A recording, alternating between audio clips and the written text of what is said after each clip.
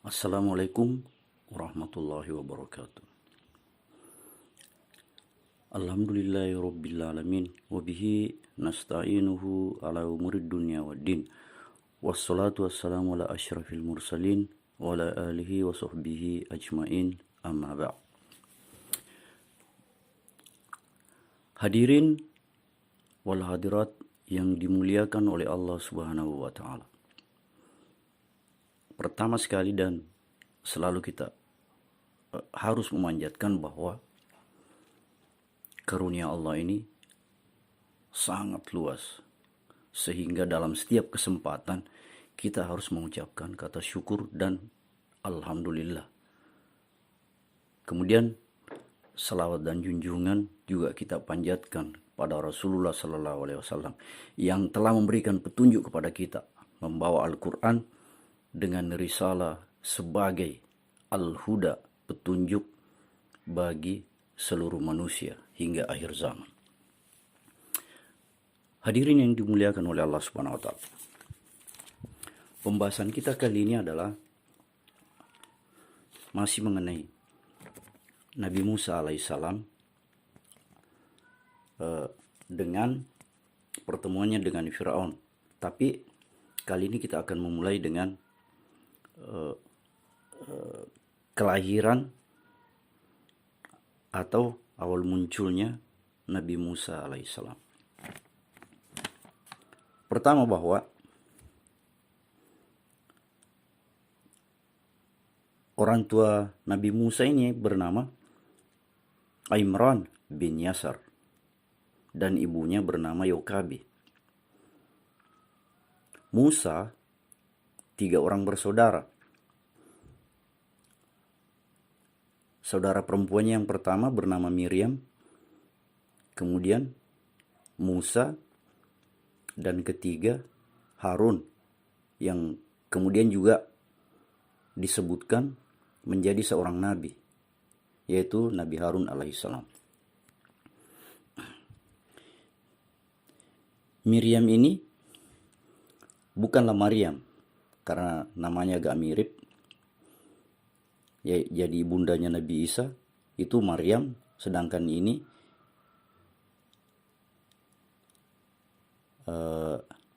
Maryam lain juga begitu. Nah, ketika Musa alaihissalam berumur 3 bulan,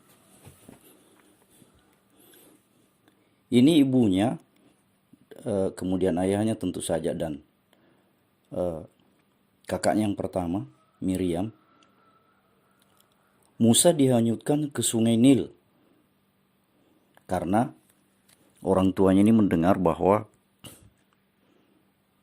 itu Firaun, dari Firaun pertama sampai saat ini, pada waktu itu setiap bayi laki-laki itu dibunuh oleh Firaun, oleh pasukan Firaun. Setiap bayi yang lahir, dan sudah banyak yang dibunuh oleh Firaun.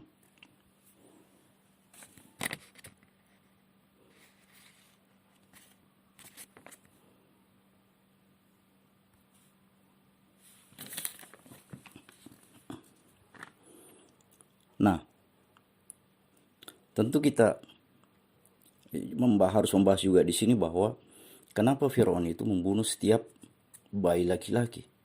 Ya, ini pertanyaan yang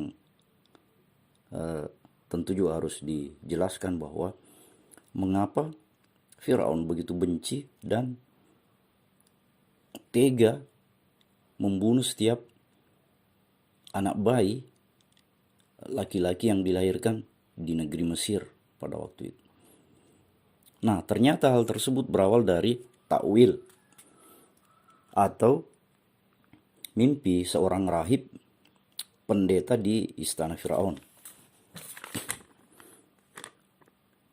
yang menyebutkan bahwa kelak akan datang seorang nabi atau rasul dari keturunan Bani Israel yang akan merebut istana Firaun di negeri Mesir. Nah, tentu juga kita harus mengupas mengenai kemunculan atau bagaimana karakteristik dari Firaun ini. Firaun ini kan adalah seorang penguasa atau raja Mesir yang juga disebutkan sebagai Ramses kedua. Ya, ada ayat dalam Al-Quran itu diantaranya Firaun ini menyebut dirinya Ana Rabbukumul A'la. Aku adalah Tuhanmu yang paling tinggi, yang paling mulia. Begitu kata Firaun yang disebutkan di dalam Al-Quran. Nah, kemudian karena Firaun ini tidak memiliki anak, baik dari istrinya yang pertama itu dengan perempuan bernama Nefertari, kemudian Ratu Asia yang dalam perjalanannya kemudian ini itu nanti dia beriman atau percaya kepada Nabi Musa dan menjadi seorang muslimah. Sebenarnya istri Firaun ini, yaitu Nefertari, pernah 2 kali melahirkan. Tetapi kedua anaknya ini juga itu laki-laki, namun tidak berumur panjang. Kedua bayi Firaun yang laki-laki itu meninggal pada usia yang masih sangat kecil, yaitu di usia yang masih bayi. Keduanya meninggal. Kemudian menikahlah Firaun dengan perempuan bernama Asia, yang saya sebutkan tadi bahwa Ratu Asia ini kemudian dia menjadi seorang muslimah, menjadi seorang mukminah karena percaya dengan mukjizat yang dibawa oleh Nabi Musa alaihissalam di istana Firaun. Nah, Ratu Asia ini juga tidak memiliki seorang anak. Pernah juga melahirkan, tapi itu anaknya kemudian meninggal. Nah, hal inilah yang terus-menerus terjadi sehingga Firaun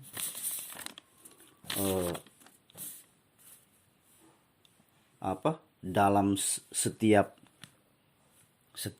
anak laki-laki yang lahir di kalangan Bani Israel itu akan dibunuh, dan sudah sekian lama terjadi. Setiap bayi laki-laki yang dilahirkan itu dibunuh oleh pasukan istana Firaun yang sangat kejam. Kemudian mengenai tadi bayi Musa ini yang dilepas atau dihanyutkan di sungai,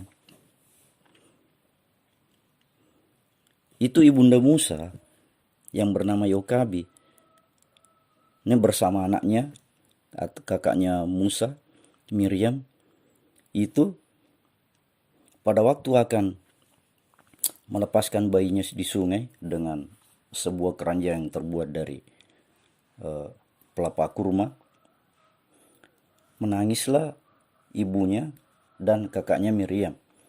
Ya, tentu saja ini sebagai naluri seorang ibu, bagaimana dengan kasih sayang yang telah menyusui Musa dari pertama lahir kemudian berumur 3 bulan dengan terpaksa, dan tentu saja ini merupakan perintah Allah Subhanahu wa taala, wahyu,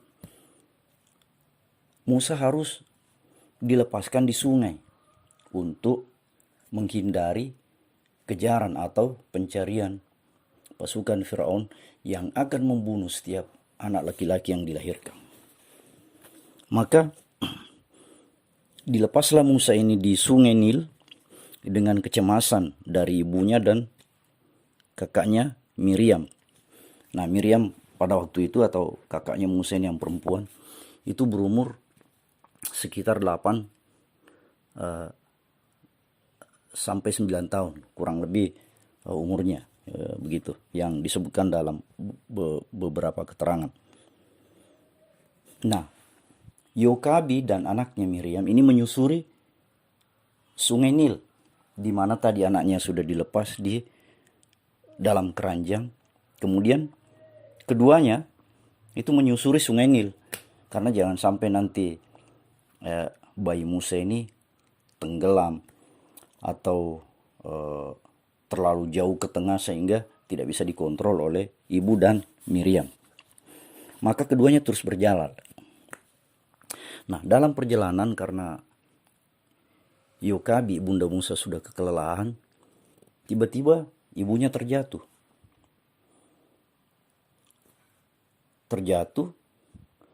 Berdarah keningnya.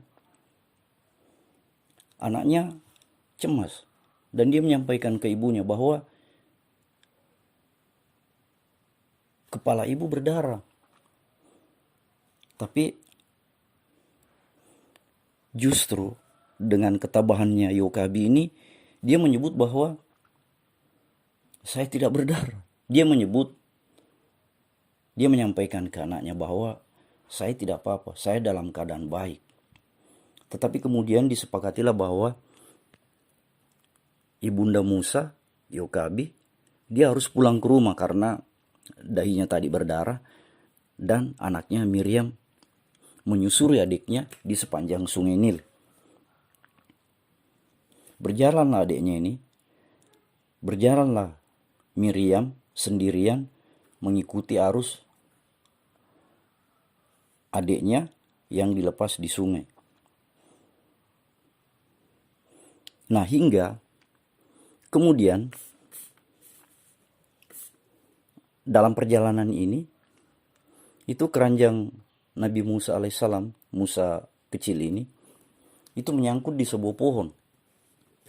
Keranjang tersangkut. Nah, tiba-tiba di pinggiran sungai itu ada 2 orang pelayan perempuan istana Firaun sedang mandi. Mereka bercengkrama berdua. Nah, tak lama kemudian ini 2 orang ini melihat ada keranjang yang hanyut dan nyangkut di sebuah pohon. Maka diambillah keranjang itu. Nah, kedua perempuan ini berdebat. Perdebatannya itu, ini satu diantaranya ingin membuka. Dia menyebut bahwa saya ini penasaran, ingin membuka, jangan sampai isinya ini ular, tetapi jangan sampai juga isinya adalah harta atau emas yang disimpan di keranjang yang hanyut di sungai. Tapi perempuan yang satunya mengatakan bahwa janganlah kita membuka keranjang ini, karena nanti kalau sampai Fir'aun atau Ratu Asia mengetahui hal itu, maka kita bisa mendapat siksa oleh pasukan kerajaan istana Fir'aun. Maka kedua perempuan ini tadi membawa keranjang ke ruangan utama istana Fir'aun. Nah, sementara kakaknya Musa kecil itu masih di pinggir sungai, itu dia melihat keranjang adiknya ini memang dibawa oleh 2 perempuan masuk ke dalam istana Fir'aun. Miriam terus memantau apa yang terjadi di dalam istana kerajaan Fir'aun dengan rasa cemas dan ketakutan tentu saja, karena keranjang adiknya Musa kecil itu dibawa ke dalam istana. Nah, diserahkanlah keranjang ini ke Ratu Asia.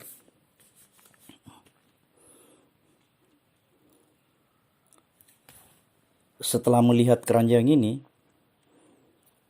seorang pelayan perempuan menyampaikan ke Ratu Asia bahwa apakah ibu ratu sendiri yang membuka keranjang atau dipanggilkan seorang pengawal untuk membuka keranjang ini, karena jangan sampai isinya ular atau apa yang bisa membahayakan ibunda Ratu Asia. Tetapi entah mengapa dengan keyakinan yang penuh, ini Ratu Asia sendiri yang membuka keranjang itu. Nah, setelah membuka keranjang, ini Ratu Asia kaget bahwa keranjang ini ternyata isinya adalah seorang bayi mungil, berkulit putih bersih, mukanya bercahaya. Maka diambilnya bayi tersebut dan digendongnya dengan penuh rasa kasih sayang. Ibunda Ratu Asia sangat menyayangi bayi tersebut, Musa kecil yang berumur 3 bulan. Maka digendonglah bayi tersebut dan dibawa ke hadapan Firaun yang sedang duduk di kursi singgah sananya, yaitu istana kerajaan Firaun yang sangat megah dan besar. Ratu Asia menyampaikan ke Firaun bahwa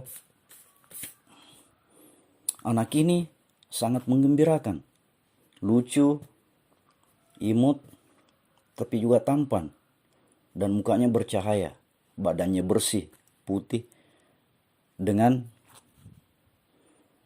terbungkus sehelai selimut yang dihanyutkan tadi, yang didapat oleh pelayan istana di pinggir sungai Nil. Maka berkatalah Ratu Asia kepada suaminya, Firaun, bahwa saya ingin memelihara anak ini dan tinggal di istana. Nah, pada waktu itu, waktu menyampaikan keinginannya tersebut, itu secara tidak langsung juga Firaun ya tentu senang-senang saja karena tadi sudah disampaikan sebelumnya bahwa istrinya yang pertama melahirkan 2 kali tapi anak bayinya juga meninggal. Kemudian istri keduanya Ratu Asia yang dalam sejarah disebutkan, dan memang benar bahwa dia menjadi seorang muslimah, menjadi seorang mukminah atas kehadiran Nabi Musa alaihissalam di istana kerajaan Firaun, tentu saja. Nah, Firaun seperti disebutkan tadi bahwa menerima permintaan istrinya itu, tetapi kemudian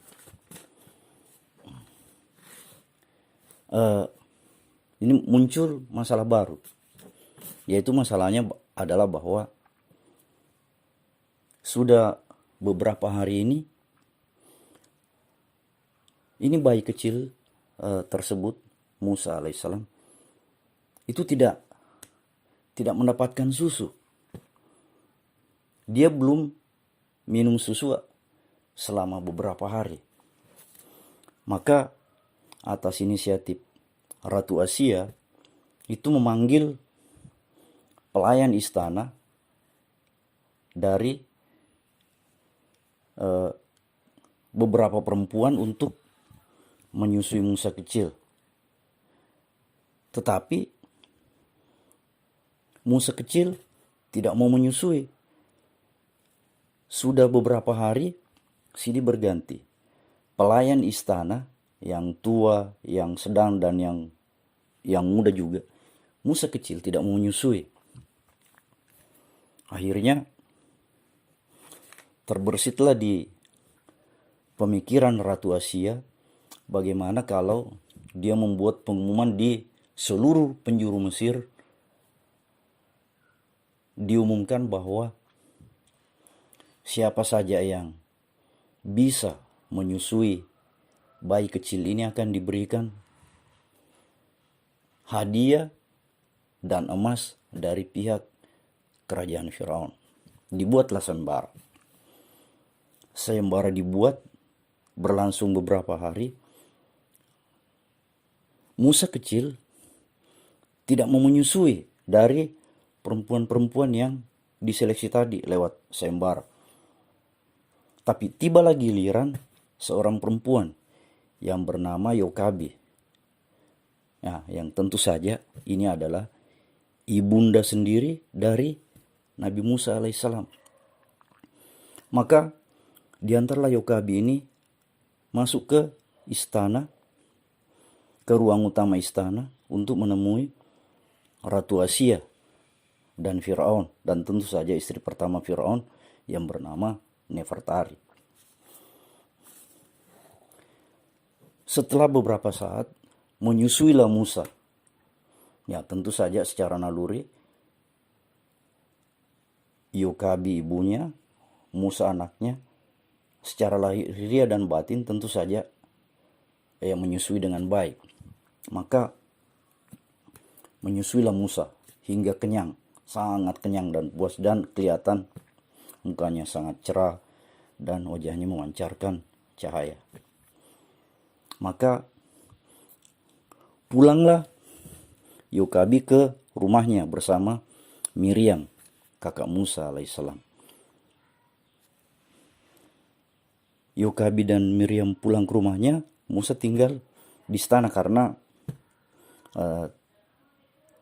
memang disebutkan bahwa Musa tinggal di lingkungan kerajaan. Maka Ratu Asia sangat menyayangi bayi kecil ini, menggendongnya, mengajaknya bercanda, hingga kemudian beberapa hari juga di kejadian, yaitu setiap ingin menangis dipanggil lagi ibundanya Yokabi dari rumahnya untuk menyusui. Hari selanjutnya demikian juga, dan seterusnya beberapa hari. Nah, hadirin yang dimuliakan oleh Allah Subhanahu wa taala, bagaimana kejadian selanjutnya? Insya Allah kita akan sampaikan lagi setelah kumandang azan yang berikut ini.